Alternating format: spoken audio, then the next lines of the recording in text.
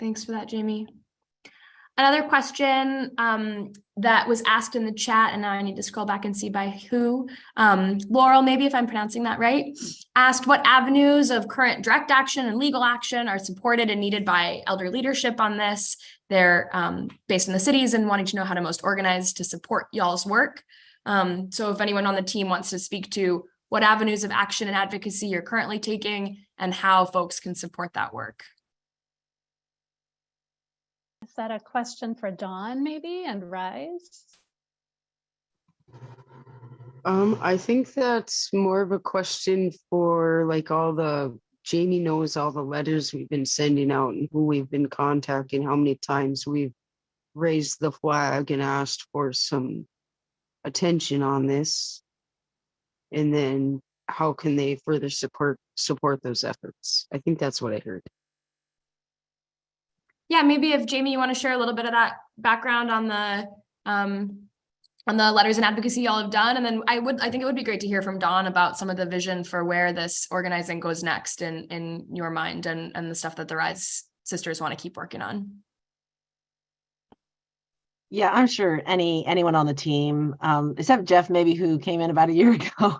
I mean, we've all been working on this. I'm an abutter on the project, and I received a letter from Enbridge in 2014 saying they were coming through the neighborhood, and that's when my work began. And I know a lot of people have been working on this for over a decade. So this isn't something that we haven't tried to express to agencies, to the PUC. I mean, when you look just at the project in the beginning, there were 68,000 comments against this project, and just a couple thousand that were for. And I did analysis of the inputs, and the majority of the inputs that were pro pipeline were pre-printed cards that Minnesotans for Line 3 or other grassroots groups that Enbridge created put out to promote their project. I don't know if any of you watched, but you could see at the events, we have a great Stop Line 3 bus that Owen Small drove around all over and still does. And Minnesotans for Line 3 had a fancy, really pretty bus with all kinds of fancy stuff on it. I mean, people don't make the kind of money that's necessary to buy infrastructure like that without big money in their pockets. So these grassroots groups that were funded by Enbridge really ended up getting a lot of the narrative, as we were having scientists and indigenous people who know this land, local residents who've lived here for generations, asking to protect this place. And we've done everything we could. PUC hearings, contested case hearings. Laura Triplett was one of the expert witnesses in the contested case hearing against the MPCA. We took our case all the way to the Minnesota Supreme Court, who denied us a hearing. And now we're being proven right all across this corridor.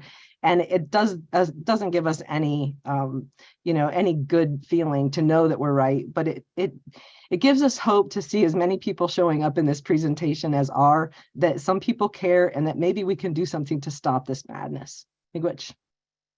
Yeah, thanks for that, Jamie. And y'all have continued that advocacy, right? Doing engagement with these regulatory agencies, calling on action and further support of the monitoring. Yeah, Jeff, and then I would love to turn to Dawn again to hear from the Rise sisters about some of the next strategy. We mentioned this morning some of the actions that we're pushing for through the state, the memorandum of agreement with the state agencies through the AG and the Minnesota Department of Natural Resources and DNR. And we have a lot of detail in there about how an investigation should move forward to reveal all of the damages, the comprehensive review for the entire line. We don't know if the state has the capacity or will to do that, but we do know that the federal government, the Corps of Engineers, has a unit that just specializes in that. They specialize in construction damage so that they assess and avoid future problems.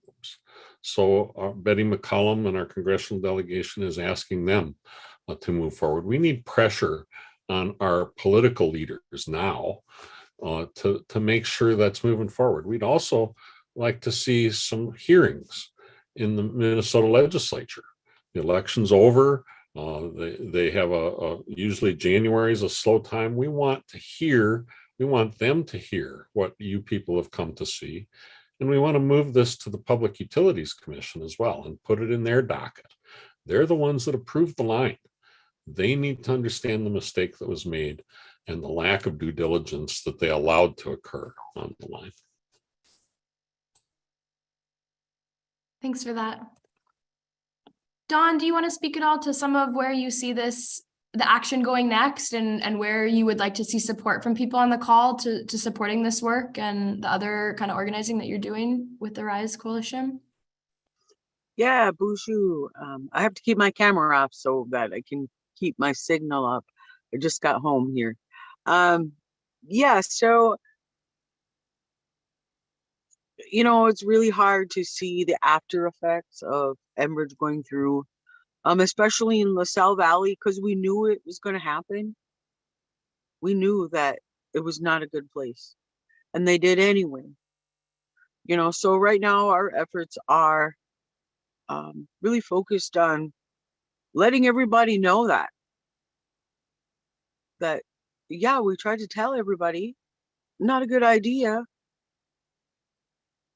Worst place where you put a pipeline, Minnesota, the land of water.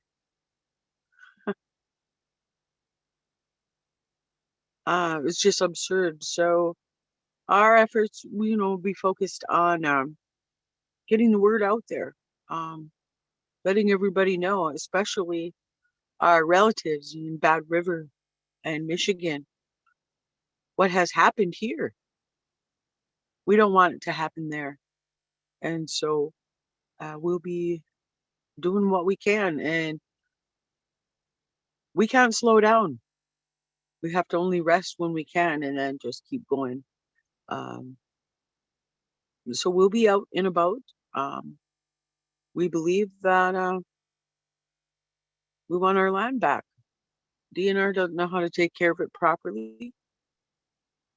It's time they give some of this land back to us so that we can make sure it's protected for the future. So that's the direction we're going now. And, so expect to see us. Miigwech. Thanks for that, Dawn.